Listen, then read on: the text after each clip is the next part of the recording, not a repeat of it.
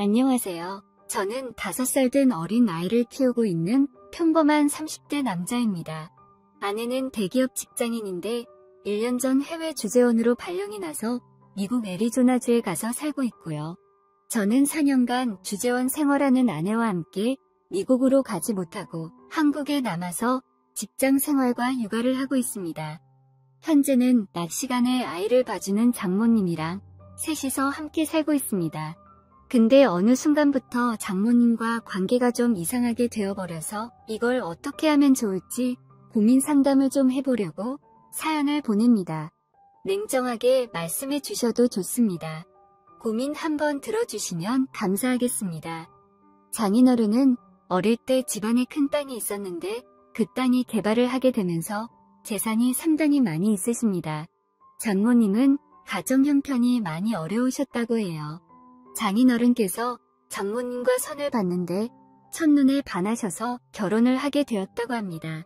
처음에 장모님은 나이 차이가 많이 나는 장인어른이 자꾸 결혼을 하자고 하길래 처음에는 강하게 거부 의사를 표현했지만 장인어른은 장모님 형편이 어려운 걸 알고 장모님 부모님을 찾아가 빚을 해결해 줄 테니 따님을 달라고 얘기를 하면서 장모님 집안에서도 이 정도 정성이면 결혼해도 되지 않겠냐고 설득했고 장인어른과 장모님이 결혼을 하게 되었다고 하더라고요. 장모님은 어린 나이에 사랑하지 않는 사람과 결혼을 해서 생활을 하셨어요. 그러다가 지금의 제 아내를 출산하셨고 아이와 집안을 생각하면서 힘든 순간도 많았지만 꾸역꾸역 지금까지 참고 살았다고 했습니다. 그런데 장인어른이 술을 워낙 많이 마셔서 알코올 중독으로 갑자기 심장마비로 세상을 떠나게 되어버리고는 그래도 남편이고 아이 아빠니 먼저 떠나보낸 게 마음이 많이 힘들었다고 합니다. 장인어른이 남기고 간 재산이 많았기 때문에 먹고 사는 문제에 있어서는 크게 걱정이 없었다고 하셨어요. 그래도 장인어른 그늘에서 해보지 못했던 것들, 특히나 부유한 경제적 활동을 해보고 싶었던 장모님은 작은 가게를 하나 운영하면서 아내를 키웠다고 하셨습니다. 없이 살아서 원치 않는 혼인을 한 장모님은 어려운 아이들을 위해 기부도 하고 봉사도 하고 사셨어요.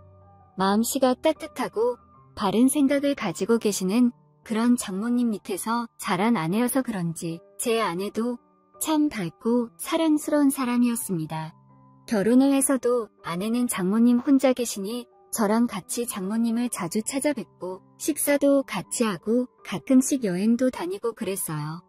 저도 멀리 계시는 부모님을 자주 찾아 뵙지 못하는데 장모님이 엄마처럼 잘 챙겨주셔서 너무 감사했고 정말 가족같이 지냈습니다.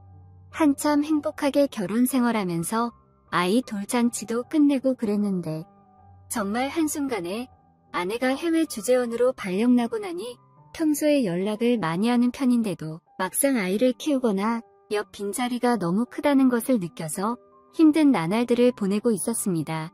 그런 과정 속에서 어린아이 때문에 장모님이랑 함께 지내기로 해서 같이 이사를 했습니다. 아내에게도 모두 이 일을 얘기했고요. 낮 시간에 제가 출근하고 나면 항상 장모님 혼자서 아이를 봐줬어요. 당황스럽고 바쁘지만 먼 곳에서 열심히 일하는 아내를 생각하며 힘든 마음을 추스르고 장모님도 저도 힘겨운 상황에서도 서로를 의지하면서 지내고 있었습니다. 장모님도 젊으신 편이기 때문에 사람들이 가끔 저희를 부부로 오해하기도 했어요. 저 또한 장모님이랑 지내오면서 결혼 생활을 하고 있는 듯한 기분이 들 때가 종종 있습니다. 워낙 장모님이 동안이시기도 하고 아내랑 장모님이 많이 닮기도 했거든요. 그렇게 때로는 지지고 볶는 듯한 느낌으로 저희는 묘한 분위기 속에서 함께 지냈습니다. 모든 문제는 술을 마시고 나서 일어나죠. 회식이 있는 날이라서 술을 먹었는데 조금 과하게 먹은 날이었어요. 업무 스트레스도 심했고 그날따라 유독 옆에서 섬세하게 챙겨주던 아내가 더 그리운 날이었거든요. 그렇게 취해서 새벽에 집에 들어갔습니다. 장모님께서 안 주무시고 혼자 눈물을 흘리며 소주를 드시고 있었어요. 저는 너무 놀라 장모님 옆에 앉아서 장모님 왜 혼자 술을 드시고 계세요? 라고 말을 건넸습니다. 그러더니 장모님께서는 본인이 주책이라며 신경 쓰지 말고 얼른 들어가서 쉬라고 하더라고요. 근데 그런 상황에서 어떻게 제가 방으로 쏙 들어갈 수 있겠습니까? 아내가 갑자기 그렇게 해외로 가서 몇 년 동안 못 돌아오는 힘든 상황이 되고 나서 장모님이랑 처음으로 같이 술을 마셨습니다. 장모님, 은영이 갑작스럽게 그렇게 미국으로 가고 나서부터 저 진짜 장모님 덕분에 살고 있습니다. 장모님 아니었으면 맨날 술독에 빠져 있었을 거예요. 우리 지은이도 제대로 못 돌봤을 거고요. 장모님도 힘드실 텐데 너무 감사해요. 라고 술주정 비슷하게 감사의 인사를 드렸습니다. 내가 은영이 엄마 지은이 할머니로서 당연히 해야 되는 일들인데 뭐가 고마워. 고마워하지 마. 라는 따뜻한 말씀을 해주셨지요. 장모님이랑 그렇게 한참을 얘기하면서 술을 마셨어요. 이렇게 술을 많이 마시면서 힘들어하는 이유는 저도 장모님도 알고 있었습니다. 아내에 대한 그리움도 있었지만 아내에 대한 미안함이 더 컸습니다. 장모님이랑 이렇게 지내면서 우리는 그 시간 동안 서로에게 마음이 생겼다는 것을 말하지 않아도 느끼고 있었으니까요. 그렇습니다. 어느 순간부터 저는 장모님을 여자로, 장모님은 저를 남자로 보고 있었습니다. 한 집에서 계속 같이 지내고 아이도 있고 결혼한 부부처럼 생활을 하고 있는데, 그리고 젊고 아내 닮은 장모님이니 모든 게 제 마음이 마음대로 되지 않더군요. 애써 서로 부정하고 외면하고 있었지만 사람 마음이라는 게 어디 마음대로 되던가요. 서로에 대한 마음이 점점 더 커져가니 힘들 수밖에요.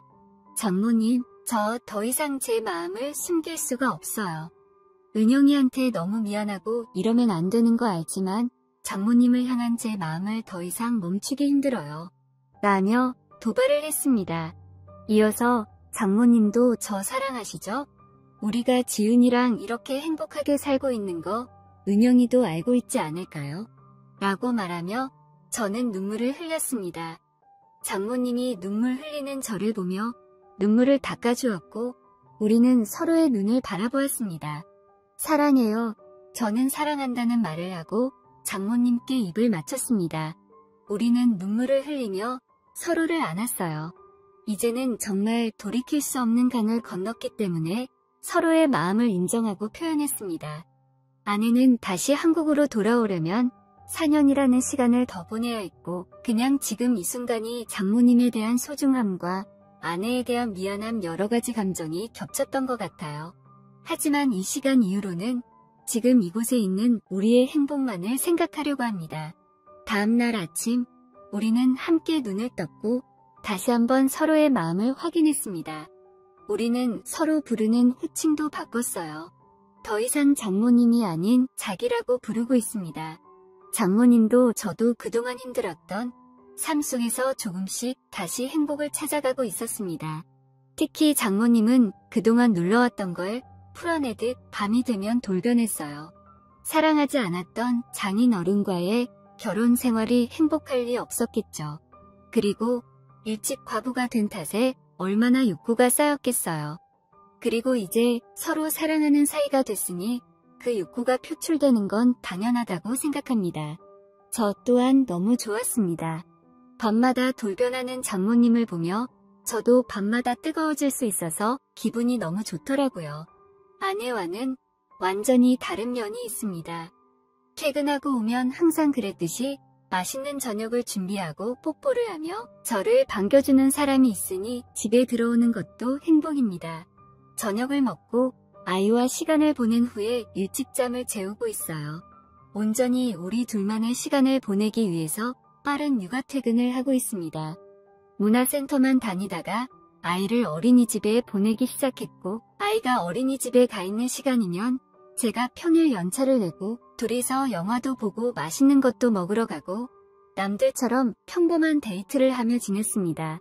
이렇게 행복한 날들을 보내는 와중에도 한 가지 걱정이 되는 건 아이가 충분히 크고 아내가 돌아왔을 때 저와 장모님 사이가 일반적이지 않다는 걸 알았을 때 많은 상처를 받을까봐 걱정이 되네요. 평생 장모님과 이런 식으로 살 수는 없을 테니까요. 이렇게 행복하다가도 그런 부분을 생각하면 또 한없이 생각이 많아지는 밤을 보내고 있어요. 우리는 가족으로 행복하게 살아가고 싶은데 커가면서 모든 걸 알게 되는 딸의 마음을 생각했을 때는 정말 이러면 안 되는 건가 싶기도 합니다. 그리고 은영이가 다시 한국으로 돌아왔을 때 저는 어떻게 해야 할까요?